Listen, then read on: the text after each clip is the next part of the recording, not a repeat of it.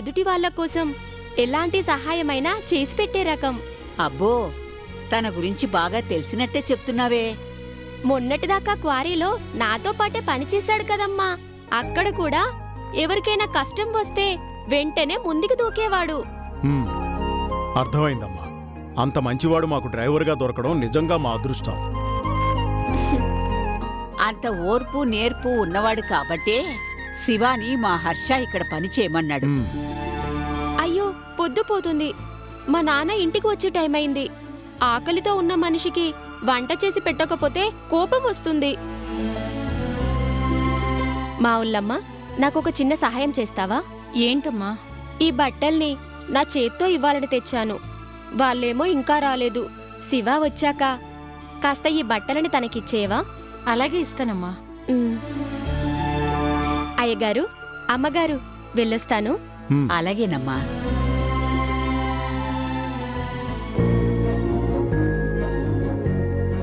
ఆశా పాసం బందీ చేసేలే, సాగే కాలం ఆడే ఆటేలే, తీరా తీరం సేరేలోగానే ఏ తీరవునో,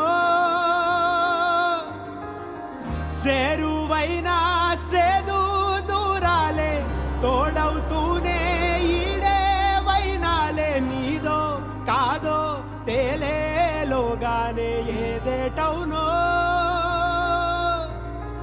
ఆటు పోటు గుండె మాటుల్లోనా సాగేనా.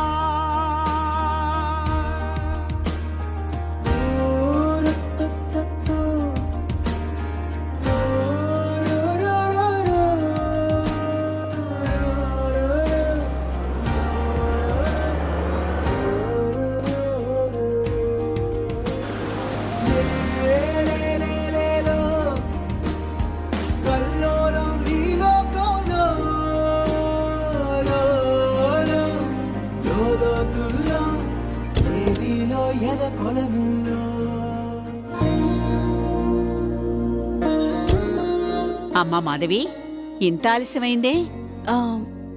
పాపం, తనకి సరైన బట్టలు లేవు కదా, తీసుకువెళ్ళి కొనిపెట్టాను. మంచి పని చేశావమ్మా. అక్క డ్రైవర్ని తీసుకెళ్లి బట్టలు కూడా కొనిచ్చిందా? సమానత్వం. ఇలా నెత్తిమీదికెక్కించుకుంటేనే పనోళ్ళు ఫోజులు కొడతారు. ఛ!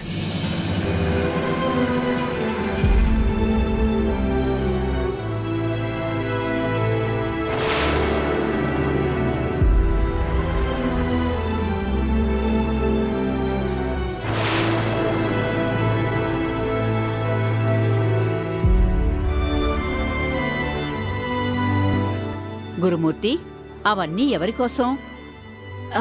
తన కోసమే. నేనే తెప్పించానత్తయ్య. ఉండడానికి ఇల్లైతే ఇచ్చాం కానీ కావలసిన సామాన్లేవి తను తెచ్చుకోలేదు కదా. అమ్మా మాధవి, అంత మంచి ఆలోచన నీకొచ్చినందుకు మాకు చాలా సంతోషంగా ఉంది.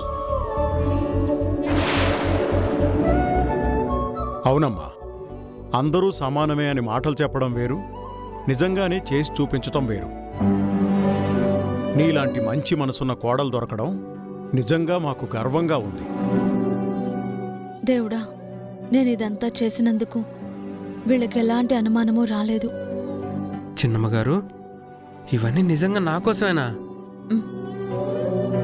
తీసుకెళ్ళి జాగ్రత్తగా సర్దుకోండి. తీసుకోండి. అలాగే చిన్నమ్మగారు.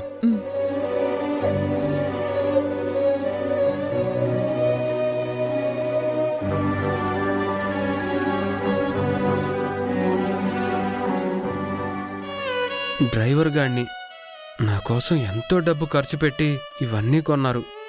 థ్యాంక్స్ చిన్నమ్మగారు. ఏం పర్వాలేదు. రేపటి నుంచి ఆ కొత్త బట్టలు వేసుకోండి. వెళ్ళండి. అలాగేనండి.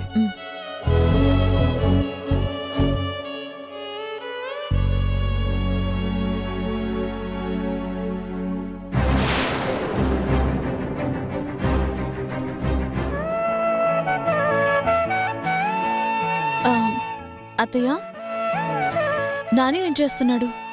నీ ట్రైనింగే కదమ్మా, బుద్ధిగా హోంవర్క్ చేసుకుంటున్నాడు. మీ మనవడు నిజంగానే గుడ్ బాయ్.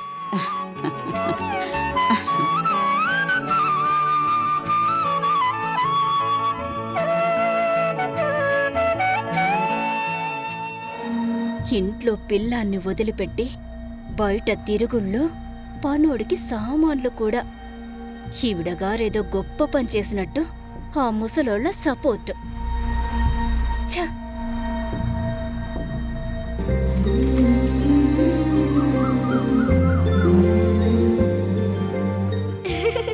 ఏమండి, టీ తీసుకోండి. ఆవు మీద కట్టా మీద sing a song. Carrom board, బ్యారమ్ బోర్డ్. మళ్ళీ ఏమైంది?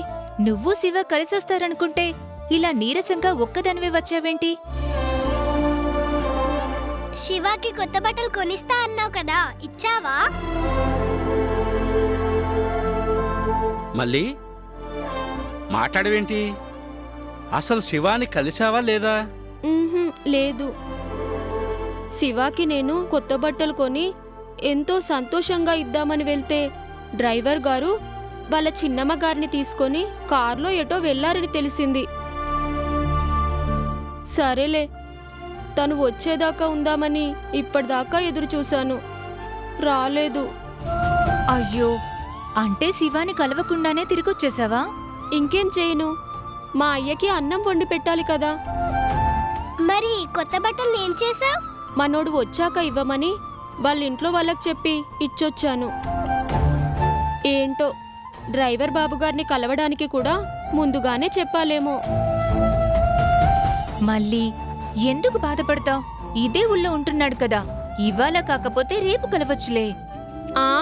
ఏం అవసరం లేదు, పెద్ద తనొక్కడికే పనులుంటాయి మరి. అరే, డ్యూటీ అన్నాక వెళ్ళక తప్పుతుందా? అయినా వాడేదో మనందర్నీ శాశ్వతంగా వదిలిపెట్టి వెళ్ళిపోయినట్టు అంత దిగులెందుకు? దిగులా?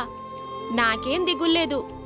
అయినా నా పిచ్చి గాని ఉద్యోగంలో చేరుతున్నట్టు నాతో ఒక్క ముక్కైనా చెప్పాడా? లేదే. పోనీ పనిలో చేరాకైనా వచ్చి నన్ను కలిశాడా? గొప్పోడైపోయాడు కదా. తిరగడానికి పెద్ద కారు, ఉండడానికి అవుట్ హౌజు. కొత్త నీళ్ళొస్తే పాత నీళ్లు కొట్టుకుపోతాయి కదా, వాడి దృష్టిలో నేను కూడా అంతేనేమో. ఇప్పుడేంటి, అంకుల్ నిన్ను కలవాలి అంతే కదా? అంత అదృష్టం నాకేం వద్దులే.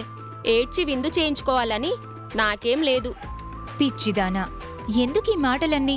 కుదిరితే తనే వస్తాడు, లేకపోతే అక్కడికి నువ్వే తిరిగి వెళ్ళొచ్చులే. ఏంటి వెళ్ళేది? ఒంటి చేత్తో కొడితే చప్పట్లు మోగుతాయా? అయ్యగారు బిజీ అంట బిజీ. అక్కడికేదో నేనేదో పని పాట లేకుండా ఖాళీగా పడున్నట్టు నన్ను గుర్తు పెట్టుకొని వాడే రావాలి. అప్పటిదాకా వాడి మొహం చూసేదే లేదు. అబ్బబ్బో, ఇదంతా అలకే. అలక మాత్రమే కాదమ్మా, ఉక్రోషం కూడా. ఏంటి మళ్ళీ, నిజంగానే? ఏ తనకేనా, నాకు మాత్రం ఉండదా? తను శివ అయితే నేను మల్లిని. ఈ ఊరు నుంచి ఆ ఊరికి ఎంత దూరమో ఆ ఊరు నుంచి కూడా ఈ ఊరికి అంతే దూరం. ఆహా